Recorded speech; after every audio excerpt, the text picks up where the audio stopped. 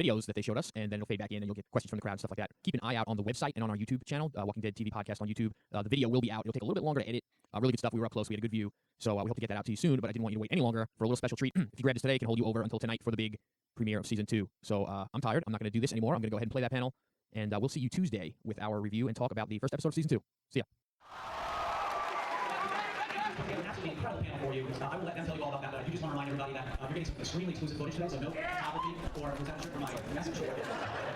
No videotaping or photography of any kind, please. We don't want this out on the internet before it's supposed to be. So without further ado, I'm going to introduce Chris Hardwick.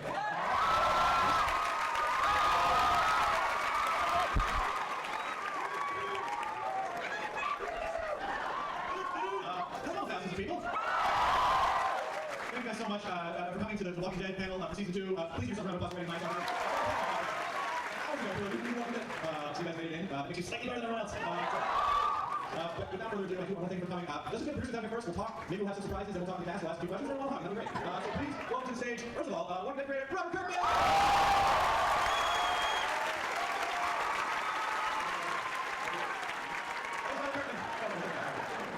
Also, welcome to the stage today, executive producer Galen Hurd.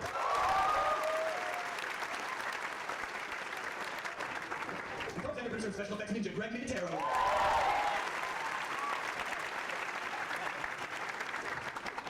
Take out my dumb fancy jacket. Hey. Guys, good to see you again. We did this at San Diego. It was a lot of fun. But now we're well into Season 2. And just how's the experience been so far? It's been awesome. Yeah. No, it's been a lot of fun. It's been great to get back to work on the show and also come back after such amazing for season. And great knowing that everyone's interested and out there. And really been working really hard to make sure we deliver. We actually lured Robert from Kentucky to the wild of Los Angeles so that he can participate in the Writers' Room every day and help out the entire season. Greg has been produced so far. It's been great. It's like Robert's in LA. We're in Atlanta. Everybody's sort of all over the place, but I'll tell you, it's been amazing. We're about to start shooting our 11th or 12th episode in 4 more weeks. We just realized we have 100 days of shooting this season, and can't wait for you guys to see it. It rocks. So what's the transition in terms of, the first we did 6 episodes, now 13. You're going to get 7 episodes starting tomorrow, you guys.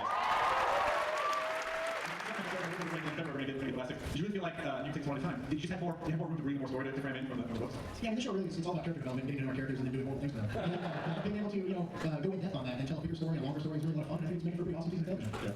The first season we had introduced the world. We got to see Rick and explore the world from his eyes, reunite with his family. We really didn't get that much time to get to know the rest of the cast. So we have that opportunity now. And we also have an opportunity for this very sick and twisted man sitting next to me to give us zombie stuff that you've never seen before. Not only that, Greg, in addition to directing the webisodes that I hope you guys all see on AMCTV.com, he just directed an episode that finished shooting on Thursday.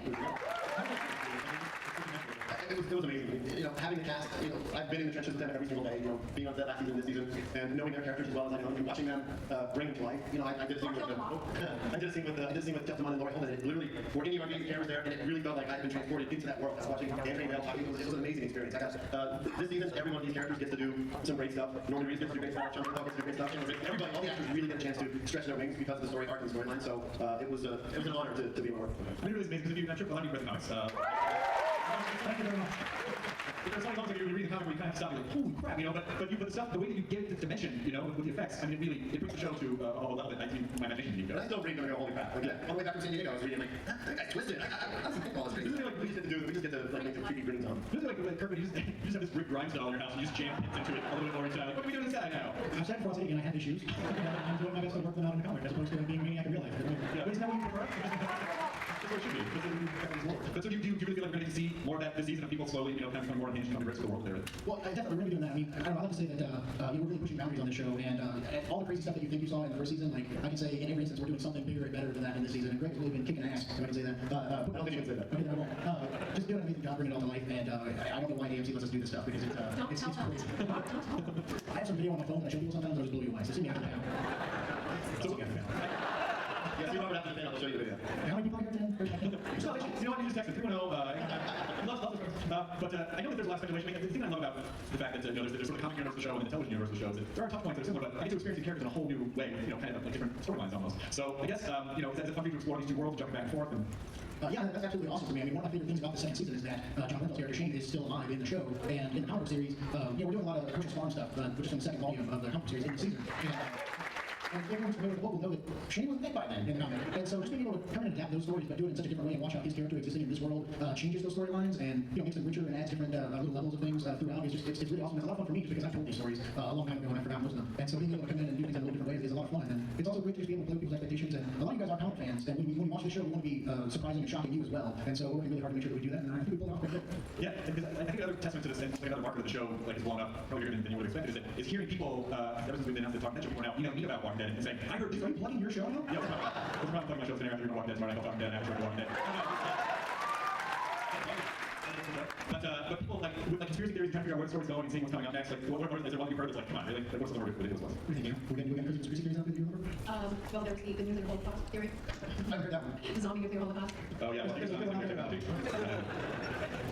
about the Moreau possibly ending up being the governor. I think I'm working on that. Oh, Merle's the governor? Yeah, He's definitely not. Well, that was convinced. I'm so glad you said it before. I was like, bro, Merle's the governor. I'm just saying. Like, well, no, you're not. That's said it's not gonna happen.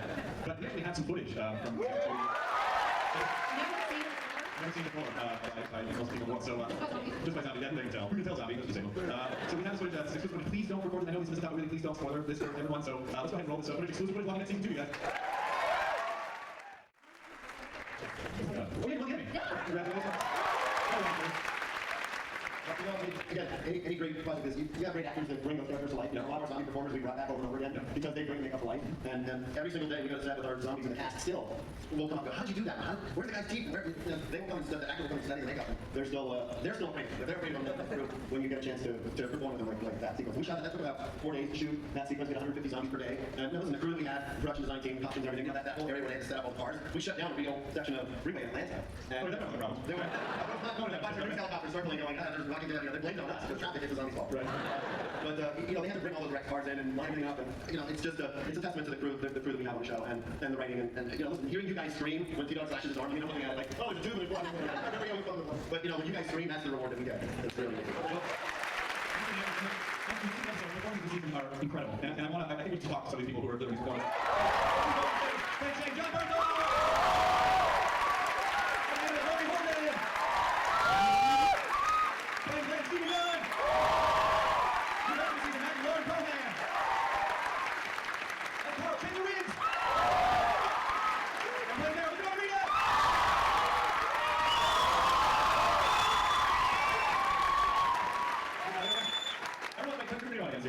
Everyone wants to say hi, Steve. You know, do a video of everyone saying hi, Steve, on your phone? What? No. You want to? Yeah, that'd be awesome. That was like 4,000 people. So everyone wants hi, Steve. 1, 2, 3. Hi, Steve!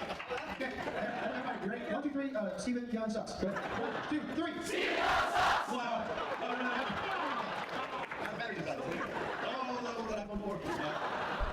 trying to make a phone call this weekend. Good luck! All right. Anyway, you guys, again, I just have to say the performances have been amazing. The first episode was incredible, and you guys, like, I had no take off to you. I'm going to have to this. But how's it been? I mean, like, every day for you guys is so incredibly emotional. What's a typical day like for you, John? Start with you. It's good to see all you guys again, and thanks for your support. We love the show as much as you guys do, and we really love each other. And I'm not just being a douchey actor who says how much we love each other. We do, and I can't tell you how much it means to us to have your support and for you guys to scream the way you do and to be into it the way you are, because we love the show with all our hearts. So thank you guys so much. We work hard. We work hard. We sweat a lot, but we couldn't be happy. It's a job of a lifetime, and we know how lucky we are to be here. So thank you. Little behind the scenes, like what was that scene like? You like trying to put that back together? Back a little bit. I just think it's forward to my scene. So work is comp. You need to make time. but it's kind of cool. It's kind of like the strikes one bit. Definitely my first big zombie kill, and I was all through memories and all that stuff, and I felt like I earned my day's work. Yeah. Did you have to apologize to that guy when you drove a screwdriver in his eye? Well, I was like, he can't talk to me. He was so sweet. He was the sweetest guy, and he was wearing Ray-Bans, smoking a cigarette. He like seen all the work I'd done prior to Walking Dead, and he was just like so cute. And I'm like, dude, like I can't talk to you because you're so sweet. Because I terrified me for 5 seconds. But you know what? All of the zombies on our show are so amazing.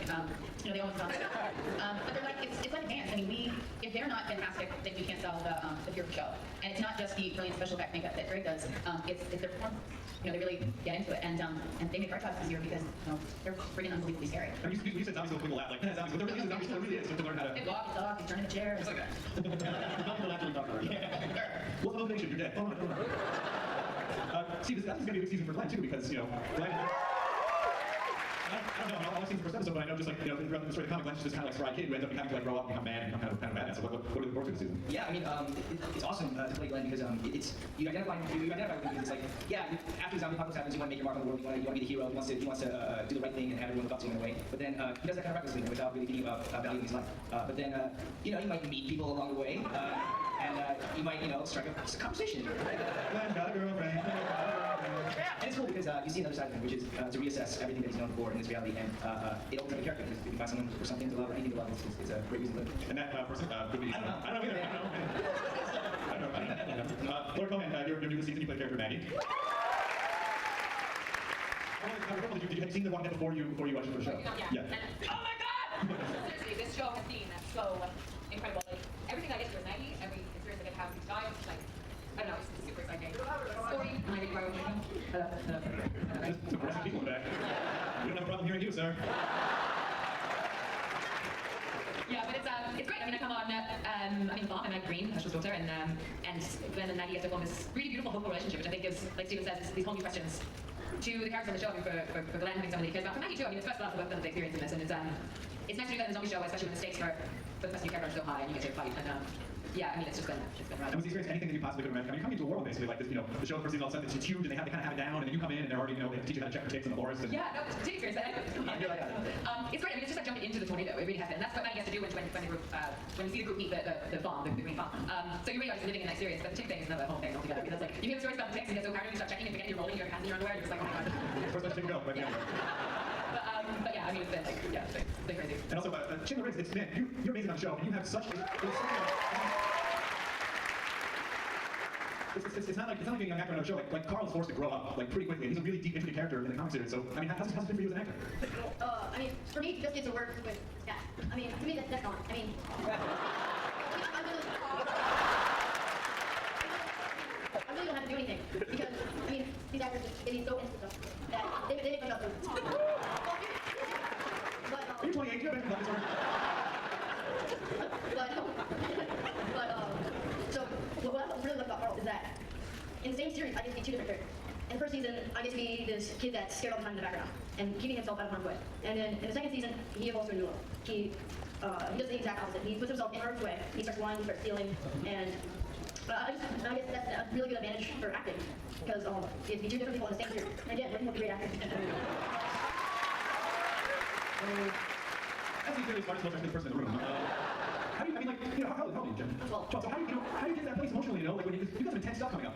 Well, I used to just think of my dog that I lived with my entire life dead. But now I think I've trained myself enough to where I can just cry on him. Let me get 4,000 phone numbers. Over is, I think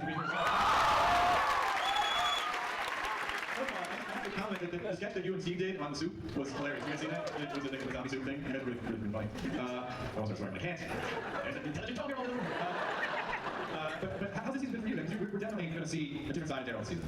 Yeah, the thing about Daryl is he can protect you, he can survive on his own, but he can't really connect with you emotionally. So it's sort of different vibe for Daryl. I've been saying that Daryl's the type of guy that you need to hug, or you try to hug him to try to stab you. So but it's this second season, there's so many twists and turns about all so it's interesting to watch all this. It really is. I mean, I think, most television shows don't deal with, the kind of complex character arcs that you guys are experiencing. And I imagine, when you showed up this season, you really had no idea of what to expect. So how's that been so far? I mean, they were nice enough, to bring us into the writers' room before the season started. So we got the opportunity to talk about our characters and how they react and relate to other characters in the show. So I don't know, it's kind of like on film, you get to go from here to here and you know where you're going. But on television, you kind of don't know what's coming next. So if you can just plant a little seed of something you'd like to happen and it's sort of headed in that direction, that's a bonus. Yeah. That's what's bonus. Are there moments, I guess we can sort of go down one time, just, are there moments this season that were so overwhelming that you're like, oh crap, I can't believe we're doing this. Whether they might make the show or not, John? Things you have in mind? We don't know what will make it or what won't. I think it's amazing to me that we're allowed to kind of do whatever the heck we want as far as bashing, stabbing, and slitting and blooding gore. And it's beautiful. I mean, I look at it now what he does. It's art. It's not gross at all. I mean, it's beautiful. But when it comes to the sex stuff, there's really strict rules. You know what I mean? So that part is always that part is always weird for me. So there's things that I think as far as the sex stuff. Do not have sex with zombies. Yeah. But Chandler, somebody. These two basically down there. What about you, Lori? What's the name of your scout? Was that kind of your most memorable season, or is there more intense stuff to come for you? I'm just getting started. I can give anything away. I know. That's my first. That's my first one. That's all I can say. That's your First first. statement. Yeah, and Laurie too, like your character, I mean, you guys were basically on a, you're just on a road trip when it started. Now all of a sudden, you have to become a soldier, basically. So where you drawing from? Like when you go to work, what stuff you going from to prepare that? You know, I mean, I'm thrilled with my character arc because, you know, it was exhausting being a sad sack that was being fight all the time. And very necessary for the storytelling. But I love the fact that she gets feisty and that she's like, I'm not going to be a victim. I'm not going to feel sorry for myself. If I'm going to live in this world, I'm going to be strong. And she looks at the alpha males and says, okay, I'm going to learn this and this and take this and this. And, you know, she's determined to survive and be a leader. So, you know, I just feel exhilarated. The writing of the scripts is brilliant. I work with incredible people as Chandler. I think he's so sweet. I mean, he makes us better too. For real. So, you know, I think we're just inspired by each other, by the material, by what we're doing. You know, it's beautiful. It's gold storytelling. Yeah. See, how's it's probably a pretty physical challenge season, I would imagine. Yeah. It's we you know, sweat and cry for the show, and you know, it's hard work, but it's so awesome. And it's going to keep reiterating this point, but seriously, like, it's fun to come to work. Not just because of the material, but because you get to work with your friends, and everyone wants to do such a good job that, you know, nobody's stand at. Nobody's like, I think I'm gonna sit this take out. You know what I mean? It's like, you know, it's everyone's fun every time, and it's a joy to work. And you know, there might be times where you're sitting out and it's open expanse, no cover, 100% humidity, 100 degrees, sun beating down on you. But you know, we're just doing what we got to do every day. So it's a blast. Just rotting meat in the hot at night, the sun. Oh, it's nasty. And you know, I was gonna say earlier about the stuff that, you know, we don't know if they can get in or not, but it's hilarious because Greg's team does stuff is so gross that while we're shooting it, like I'll be like, people are like, that's not gonna make it in. We're just shooting it for fun because it's just gross. Like, that's not gonna make it in. And then inevitably in the cut, it gets in somehow. So I don't know who is watching these and censoring them, but How did you know about it? yeah, right. Like take the chips out of your hand and watch the show. Yeah, or no, right? Yeah, it's crazy. It's crazy. Well, I think at this point, you know, the bars, the censor place, if you like, if anyone just has zombie behind and cut away to like, technical difficulties, please stand by, and you'll be furious. And there's certain, and actually, there's a good question for Greg. Do you feel like, you know, how do you constantly raise the bar when, you know, in each episode there's a handful of like, holy crap moments? Well, listen, I mean, you know what? I'm still a fan. I mean, no, I love the comic books just like you guys do, and I love the show. If I didn't work on it, I'd be really upset. I'm not keeping working on it. But I'm still a fan. So I put stuff in this. Knowing the pedigree of the George Romero movies that I worked on with Tom Savini and everyone and just have everybody else to see too, so it works out. But you know, like the scene with Laurie in the RV, you know, we have multiple units shooting at the same time. We'll have me go shoot lots of them, and then I'll go in with a second camera and I'll pick up inserts. And inevitably, I'm always picking up the stabbing from other close-ups like Laurie did. And it's pretty much I shoot whatever I want. You know, I want to see somebody get this or some guy get awesome. I want to shoot this, I'll shoot it and then make whatever because you know I know the show and I want that kind of stuff. And you know, it just you know, they give me a lot. They'll shoot whatever I want. I can go shoot zombies. You know, and then. Experimenting on zombies. Yes, indeed. Laurie, as the new person on the show, were you prepared the intensity? Have you been working on these intense ones? No, I haven't. And I think the great thing about the show too is that you come on and I never knew television could feel so much like theater. Just in the extent that you're like, you're just watching. You know what I mean? Like Puppy was just so enjoying what everybody's doing, and that's just extremely exciting. I mean, even on sets, like the set that we shoot on Coach's Farm, you have to see is incredible. I mean, it's just probably one of the most magical places I've ever been. And you get to live there, work there, and have such a sense of the beautiful, happy memories that come before all this apocalypse, and just everything about it is just the most extremely experiential. It's great. Yeah. Jenna, are you probably the coolest person in your friend group? I imagine. I don't know if I can tell like you're on, you know, cool show television. How's that experience in your personal life? Like just like overnight? Why not you go like that? Well, I like being the same friends and having them not like say, oh my gosh, I'm best friends with Jenna Lee. And I mean, I like it when I know. And I mean, of course, I love you guys. I tell you what my friends are old, and but I mean, I like that.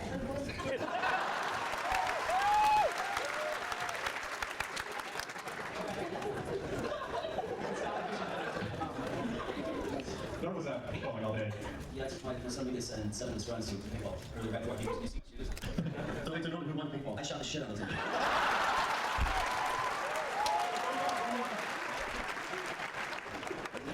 This is Romero fight. I think we have time for a few questions. Yeah, so push those girls out of the way. Show them the bus. You got a chance. No, release the rest of the match. Ask the first question. Sorry, man. Great, that's time for 40 questions. What's the next? Time for one. Yes, what do you think it is? Would there be any kind of zombies or any type of zombie evolution throughout the show? Pretty good, right? I mean, they're getting better. Believe it or not, like, even though they look great in the first season, I have to say it's remarkable how much better they're looking in the second season as Greg and Jamie perfect their craft. As far as the story evolution of the zombies, I mean, I think they're kind of cool to begin with, so I'm not going to be doing anything where they're getting smarter or weirder or a bunch of other things. What did you learn? What are the specific things you felt like you learned in terms of making effects from just from the first season? Well, you know, the bicycle girl in the first episode last year became one of our iconic water. And being able to take our cue from the graphic novel and seeing, you know, like, hiring a lot of extras that really have great bone structure. And literally, like, I see the guy, dude, he's big eyes, he'd be a great zombie.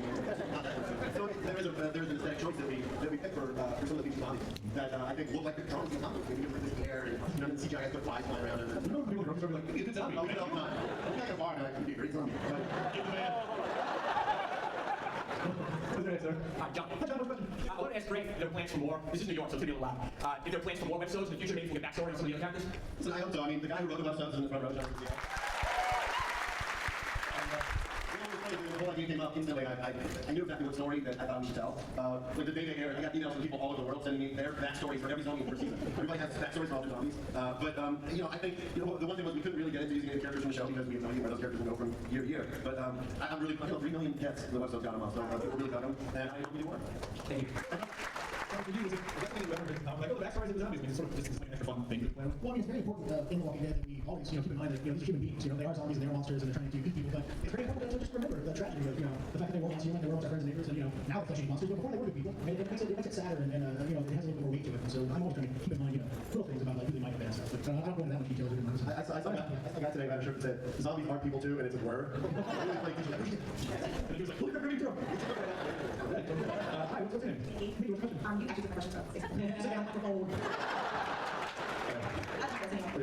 Daryl's weapon of choice is the crossbow. If the zombie apocalypse came here, what would be your weapons of choice as you're not a character? Why is that for you? Hello.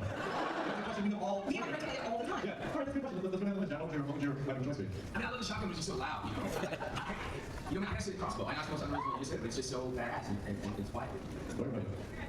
I'm still a gun. A bow staff. A bow staff. Yeah, like a neutral. Yeah. Lauren, you want something? Maybe a boomerang, like a bladed boomerang. How you catch it, man? I still don't believe the boomerangs actually work. I just feel like you throw them and go, all right, let's see. Jayla, what's your weapon of choice? Probably a flamethrower with a bayonet.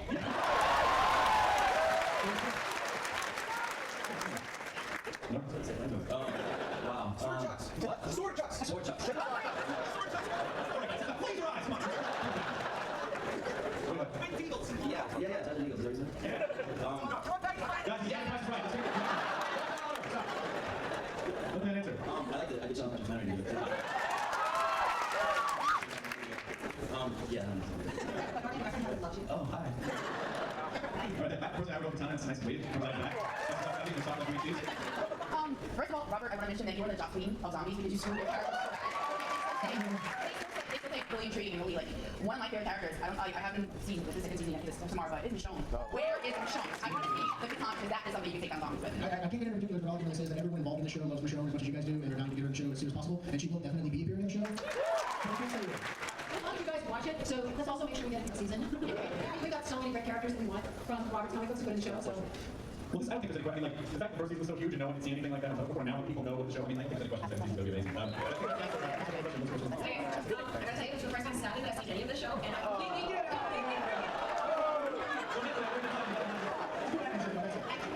freaking hooked. And I think you guys are amazing, completely hooked. And I love the cast you got, and all I want to say is keep doing what you're doing. And Greg, I just want to know what goes into making a zombie game. I heard it takes hours and hours, but it's pretty easy, right? 4 or 5 minutes. I think 5 while you're asking the question. About an hour and a half it takes, but my shop in LA is constantly sculpting new pizzas and creating new makeup, and that way they always look different. You never see the same look. What's the composition of the zombie? It's like face paint and blood. What's the composition? Different, sometimes it's foam latex pieces, sometimes it's silicone, it's little wounds. It's literally let them feel back and off. Yeah. Throw a bunch of blood on it. That's awesome. Literally, it's that easy. Guys, there's the event panels is coming up next.